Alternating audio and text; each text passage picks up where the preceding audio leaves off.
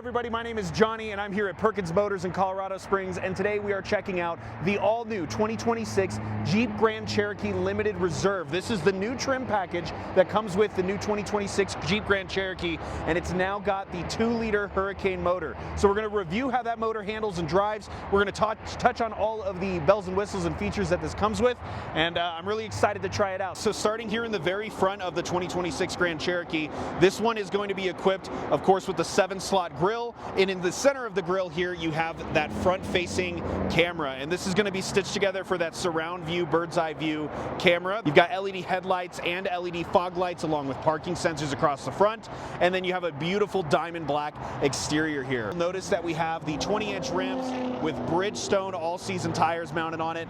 You also have the Grand Cherokee emblem here across the side, and side mirrors here are going to be equipped with the cameras on them as well for the surround view camera, and then you do have keyless entry door handles now on all 4 door handles.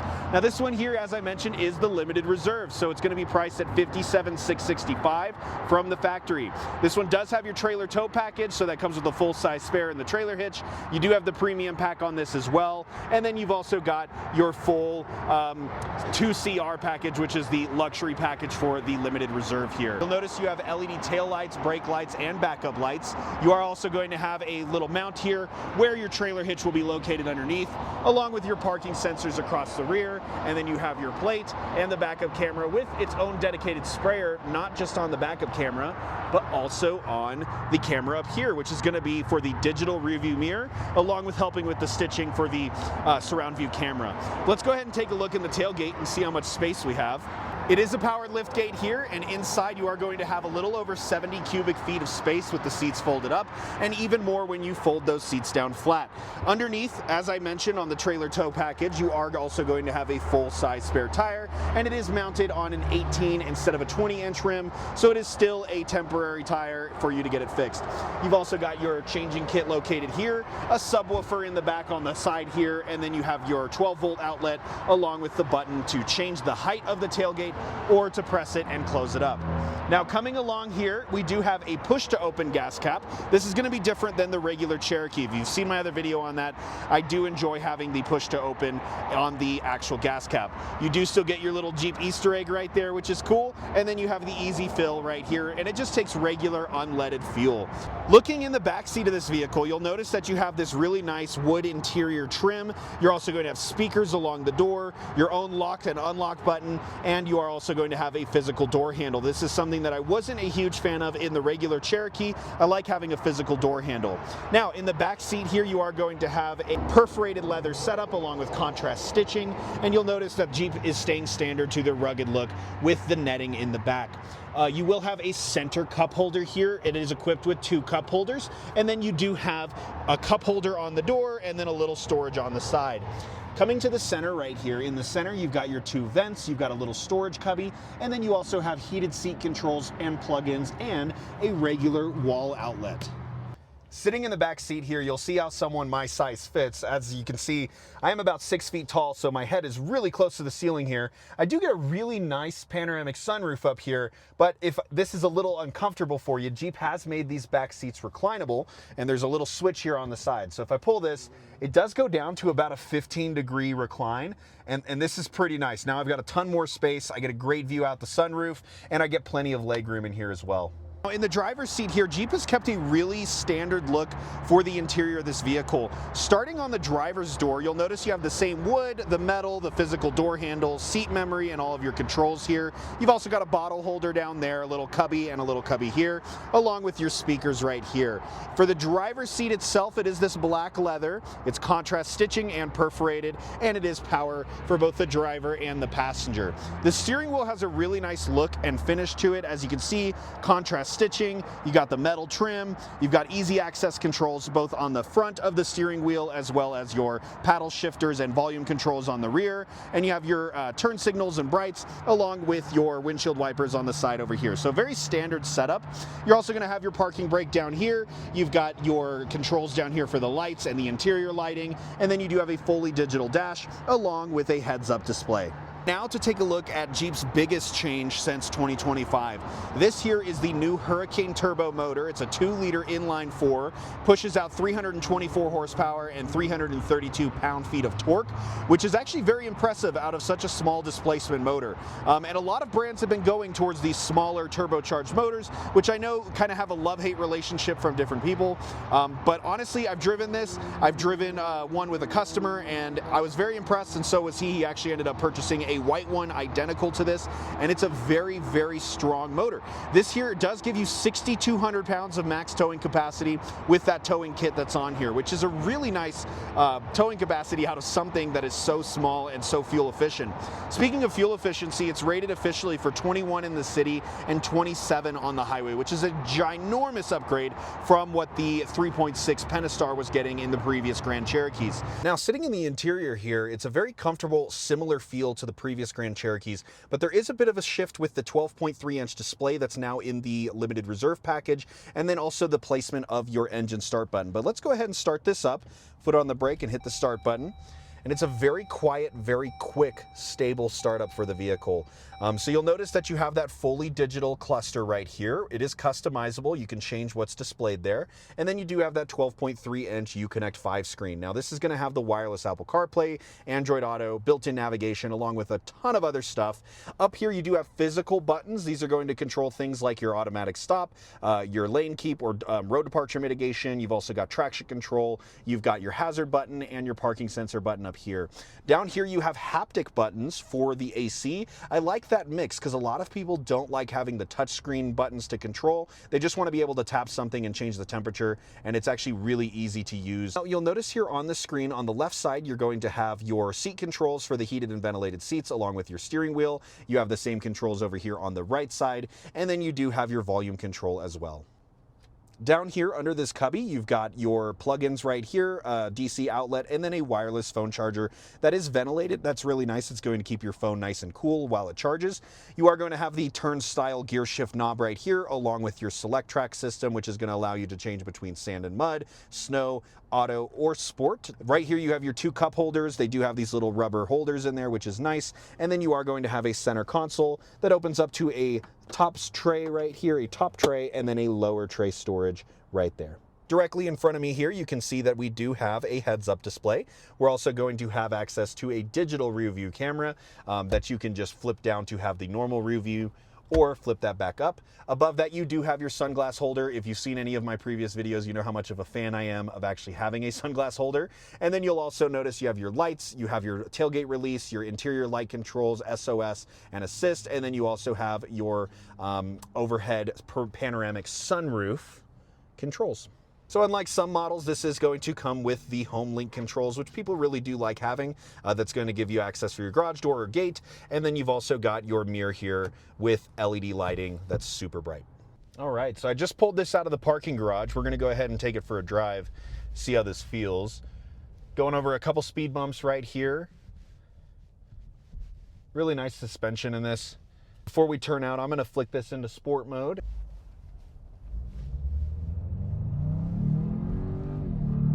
Wow, that's really nice. Now, I had a 2-liter 4-cylinder with my Acura TLX, a 2021, and that was turbocharged, and that only got 272 horsepower and like 290 pounds of torque. This has nearly 40 more pounds of torque and nearly 50 more pounds of torque, or more horsepower. So very, very impressive motor in this. So we're gonna climb a little hill right here. We'll give it a little gas going up. It's very quick to respond. Sport mode is kind of keeping me in a higher RPM, which is nice, so I don't have to wait too much on turbo lag. But we are going to move this back down to auto and see how that handles. Pulling out on the main street here. I like the transmission that they do in this. I believe they now switched to what they call the Gen 4 of their ZF 8-speed transmission. I think they're calling it the 880RE, which is a bit of more of a heavy-duty transmission meant to handle the extra torque that you get with the 2-liter versus the 3.6. You know, one of the things I'm noticing, the cabin in here is pretty quiet. They do have that active sound control with the sensors and speakers in here. You do get a really nice motor noise, which I'm a bit of a fan of. Really nice hill here. Oh, That's pretty nice. That's got some good power to it. Definitely some good handling on this. I don't ever feel like, I'm not feeling like I'm out of control. But yeah, like I was saying earlier, I am a bit of a fan of the cabin noise that I'm getting in here. I did, if you've seen some of my previous videos, you know that I was working with a really cheap mic, so I did end up getting a better upgraded microphone here. And hopefully this lavalier is picking up a little bit more of the cabin sound.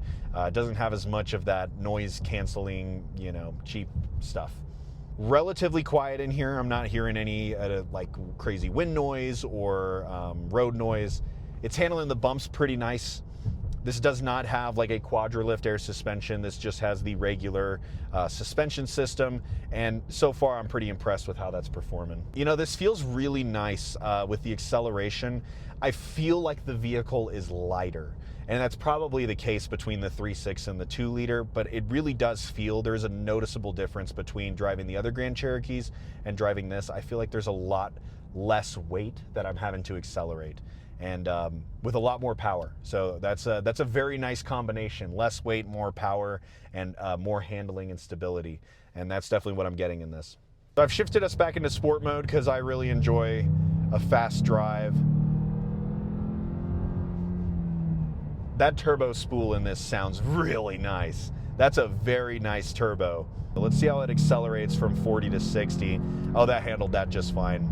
That handled that just fine. I would like to test this out on the highway to see how it goes from like 55 to 75, because that's usually what you're passing on the highway at. So we are gonna check that later in this test drive to see how that feels. This is such a pretty test drive route. I talk about this in every video. And honestly, one of the excuses I make for making these videos is, one, I get to drive a really cool car, and two, I get to go on this really nice test drive and get to see the mountains.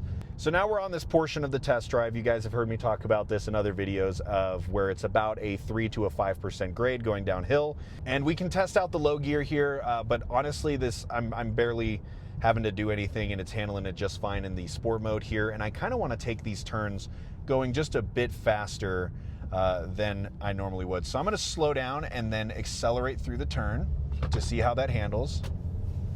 I had some things sliding around in the back there, but that handled really nicely. And let's take this turn here. We're going to slow down to about 25, and then we'll accelerate through this turn. Whoa, that picks up nice. I thought for a second there it wasn't going to take me through that turn. I thought it was kind of getting a little bit of what it felt like body roll, and then it sent some power to the rear there, and that just shoved me through the turn, and it felt really nice. Now we're hopping on the highway here, so we're going to gun it and get up to 55. And that felt so smooth. I kind of went up a little bit above 55, but that felt really nice. The transitions between the gears on the low end felt really nice, and then it got really smooth as it was making its way up those 8 speeds. And there was a little bit of turbo lag right at the initial get-go, but then once it picked up, it wanted to throw me in the back of the seat, which is a nice feeling. You know, I really like, and I've mentioned this in the Cherokee video, but I really like when I have that 360 camera and all the sensors of the digital review. For example, when someone's pulling up next to me in the other lane, I can see them approaching from the rear view, and then I can see them in the side mirror here, and then when they leave that side mirror, they go into my blind spot, and then by that time, they're already in front of me. So it covers all of the bases there, which is really nice, having those extra security and safety features. They are a bit of a nicety, but I can see how having that on a daily driver is really nice. You barely have to turn your head to see if anyone's next to you. You have a complete visual of where everybody is at just by keeping your eyes forward and on the road. So for the sake of the review here, I am not going to put it in sport mode. I'm still in auto mode, so it'll automatically select what's best for the vehicle. And then right now I'm going 55. And I am right behind someone in front of me. So I'm going to use this opportunity to do an overpass. So going from 55 to 75, that was the time frame right there to go from 55 to 75. That felt pretty nice. There's definitely more top-end power in some of the bigger motor setups, but for the gas mileage and feel you get for this, I don't know that that's going to make an enormous difference. It handled that just fine. There was plenty of torque and power at the top end there, I'm going 70 right now, and I was off the gas. It was just coasting. So this transmission is handling that really well. So right now, over about the last mile and a half on the trip computer here, we've been getting about an average of 34 miles per gallon, going about 65 to 70 on the highway. And that's really solid, but obviously that levels out as you drive the vehicle. And it's also dependent on where you're driving, if it's uphill, downhill. So you really need a much longer test than, a mile and a half to 2 miles.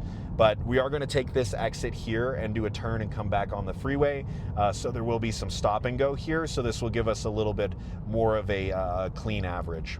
So something that this limited reserve is equipped with that I really like is the new active driving assist. So this is going to be not just the lane departure, but also the active steering of the vehicle. I do want to test that out a little bit as we're turning around and heading back. So we're going to make sure that I have that activated, and then we'll set that once we're on the highway, and we'll set the distance we want to follow. Okay, so we're on the highway here. Let's see, so I hit the cruise control, and then that, and then I set it. And we're gonna set the distance to 2 hash marks, and we're gonna see how this handles. So it does still want me to keep, I'm seeing in the heads-up display, it lights up green if my hand's on the steering wheel or not, but I'm not going to apply any steering or braking. I'm following a vehicle in front of us. I have the cruise control set to 60 miles an hour in the right lane here just for testing purposes. And it's maintaining a good distance between the car in front of me. I'm just keeping my hand on the steering wheel, but I'm not doing any steering. And there was a little curve there. It handled that really well. So this is actually a really nice driving assist that the vehicle comes with. Okay, so I'm matching the speed limit at 65. I'm still not applying any steering assist to the steering here, and it's handling this pretty well. Let's see here. Oh, that was great. So there was an exit right there, and even though the lane markings on the right side went away, it still stayed to the left. I'm not applying any steering to the steering wheel here, and it's steering for me. So we're on a much tighter curve here, and it's handling that really well. Wow, I'm really impressed for Jeep. Jeep has been a little bit behind in regards to the auto driving technologies and stuff, and this is actually really nice. I could totally see how this could be very helpful for longer road trips and drives. This is a much tighter curve here. Let's see how this handles that. Whoa, that's doing really nice. That's really nice. I'm very impressed. I'm very impressed. I know that I sell these, and I know that in the videos I talk about it, but I try to be honest with stuff. When stuff I'm not impressed with, I don't really speak much on it. When I'm speaking on this stuff, I'm actually genuinely impressed with how that handled. I just took an exit here. We've turned off the cruise control, and we're gonna head back. I'm definitely noticing better power in the lower range of speed. So when we're under 55, 60 miles an hour, the responsiveness of me just hitting the gas and moving, it's very responsive and very smooth. I will say that it is lacking a little bit on that top end power. So between 60 to 75, when you're wanting to accelerate from, the 55 to 75 range like I did, that took what I feel is a little bit of time. However, being fair, this is a heavy vehicle, and to maintain what I'm getting right now is an average of 30 miles per gallon. That includes me stopping and turning around. That includes me stopping at a couple lights here and then driving on the highway. So to get an average of 30 along this test drive here is really good. So it's a bit of a trade-off. I understand for some people they like having bigger motors, more power, better top-end acceleration. I'm more into the lower end acceleration, better fuel economy, and longevity. And I'm a huge fan of inline 4s and inline 6s. I think that, frankly, those are a better setup. I do like that Jeep has stayed with the 8-speed and has not gone to a CVT, as I'm not really a fan of those, especially with heavier vehicles. I think that this is a very good combination of options for Jeep here. So for just a few seconds here, is to avoid any copyright issues, I'm going to go ahead and just turn on SiriusXM, which you do get for 90 days for free with the purchase of a Jeep. But we're going to go ahead and turn this on for just a second to see how the 9-speaker system sounds. This is not the upgraded speaker system that you get in like the Summit Reserve or with an option, but we'll go ahead and turn this up and see how it sounds. I wasn't made for fancy crystal base. That sounds pretty nice. It's got a clear sound to it. The tone was nice. The bass feels good. It's definitely not, you know, a 20 speaker system. It's not a Macintosh. It's just the 9-speaker premium audio, and you know, it's not bad. You know, I have had some people mention to me that have seen some of my videos. They mention that I'm always driving with one hand on the steering wheel, and that's not out of like a play it cool feeling. It's become muscle memory. Shortly after getting my driver's license, I had 3 shoulder surgeries within 1 calendar year. And so I got used to having one arm in a sling and going back and forth between having just one hand on the steering wheel because another arm was tied up. And so I've gotten so used to that it's been a hard habit to break, and I've kind of just developed that. Yeah, we just pulled back onto the lot here at Perkins Motors. So we're gonna go and pull into the parking garage here and see how the clearance is going in and out. And yeah, it handles these turns really nice. There's a really nice turn radius on this, which is great in these Grand Cherokees. I do like having a little bit better access in the garage here, especially when I'm having to park these. Now for the entire test drive, for the whole trip meter, I am getting an average of 27 miles per gallon. So that's the average.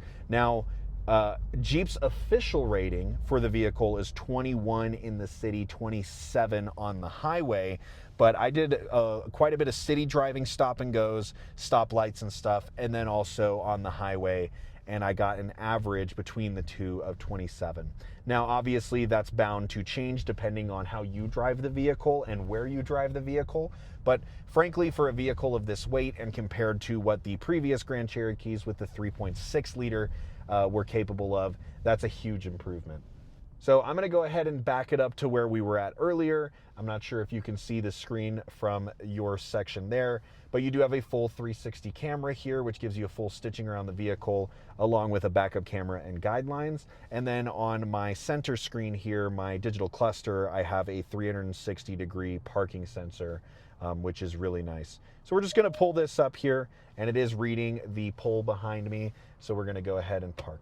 One thing I wanted to point out before we finish this video up is something that's not new to Jeep, but is still a really cool feature, is this right here. This is your night vision camera. It uses an infrared camera to detect animals and humans in front of you, but you can also see it here direct on your screen. So when you're driving down dark mountain roads, being able to see directly what's in front of you on the night vision in a long distance is really nice. I mean, even looking at this, right? That's that vehicle way over there. But we could also see the mountains, the dealerships across the way, and it will infrared light up human beings and stuff along with animals. So when you're driving down dark mountain roads, that's just such a nice feature to have.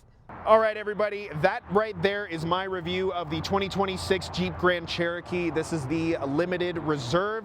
It's that new trim package. It's loaded up with a lot of features. If you want to check them out and see how they compare, you can always go to jeep.com and build one, or you can see what we have in inventory here at perkinsmotors.com. Make sure you ask for Jonny when you check it out. Kind of a quick recap on what we test drove. I was a huge fan of the transmission. The 880 RE transmission in this is nice. The Hurricane motor has its positives and its negatives. I think the positives are the lower end acceleration, the fuel mileage, the sound, and the feel. The one thing that I wasn't an enormous fan of is the acceleration between 55 and 75 miles per hour, that top end extra acceleration. And that's just something that these smaller motors tend to not give you. But other than that, I mean, it still accelerated just fine. I just wasn't as impressed with how it accelerated during that range versus the lower range. I was a huge fan of the ride quality. The suspension feels really nice. The driving modes did make a noticeable difference. I like the way the seat feels. I like all the safety features that you're equipped with and the driving assist features, along with that auto steering. That was a really cool feature that I wasn't super familiar with, and I really enjoyed that. So if you guys have any questions, you have any comments, if this is something that you might be interested in, please leave a comment, leave a like, and subscribe. You could also come down directly and check us out. We're at 1205 Motor City Drive here in Colorado Springs, and we do ship nationwide. So if you want to deal with me directly, just shoot me a message and let me know. We'll see you then.